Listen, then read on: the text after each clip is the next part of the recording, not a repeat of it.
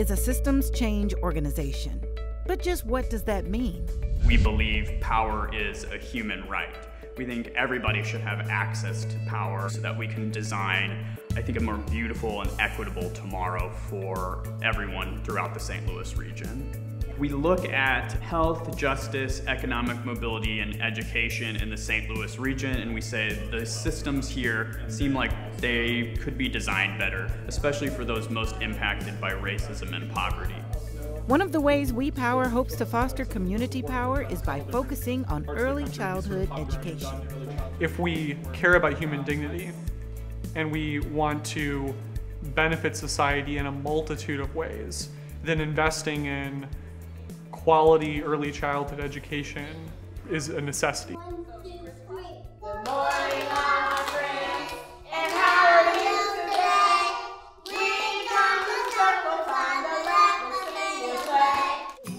My goal has always been to prepare my kids for their next step of their academic career. And I really know that I'm going to be their first face of learning after their parents. So I want to make sure that they have a positive ideology and a positive experience in early childhood education, so they'll take that with them throughout their whole academic career. I've had the opportunity to work in some spaces and interact with educators who really value young children as competent and capable learners. What I've also come into contact with, however, is the realization, and it's been shown to me time and time again, that these spaces are often only available to those families who can afford to pay for them. The St. Louis region is complex. It's full of a lot of different communities, and we have some real difficulties in a lot of spaces.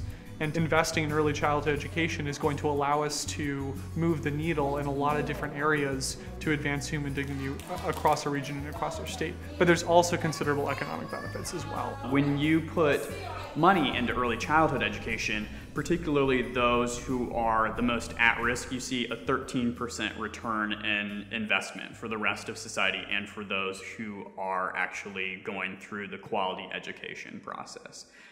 That's much better than people usually get in a mutual fund in the stock market.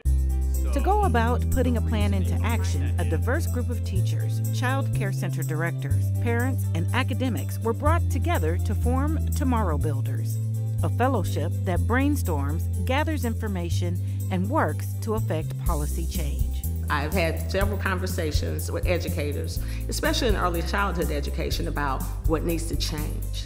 And to be a part of an actual group that's trying to make real change, it was really a dream.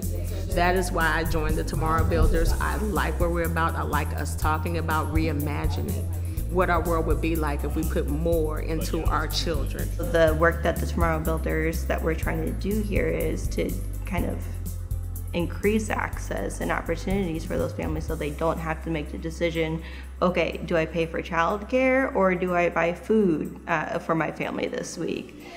Studies have shown that from birth to 5 years old, children are like a sponge. This is when they're learning. This is when they're exploring the world. They're setting the temperament, the social and emotional being of the individuals that they're going to be.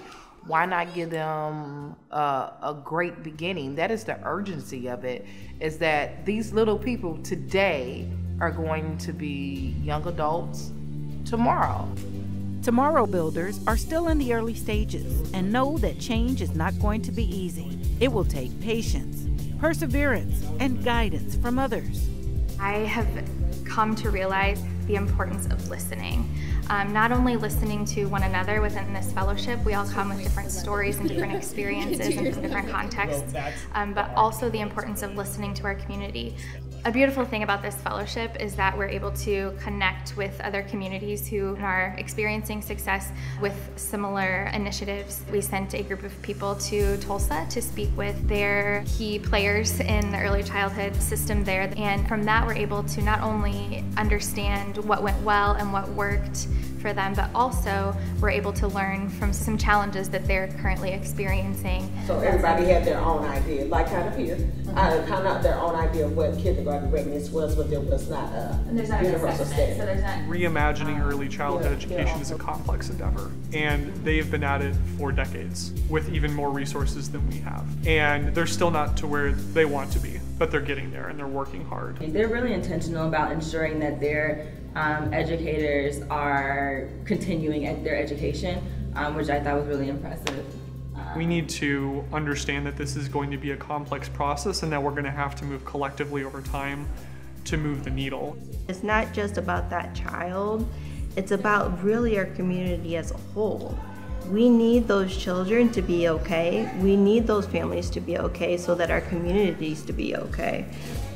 So, is change really possible? I think change is possible, as long as you put the work in, and you have to value what you're trying to change. And I think that we really need to remind people how to value their children in education, especially in early childhood. My dream for the early childhood education system in St. Louis is not only a system that meets all children where they are, but helps them see what they can become.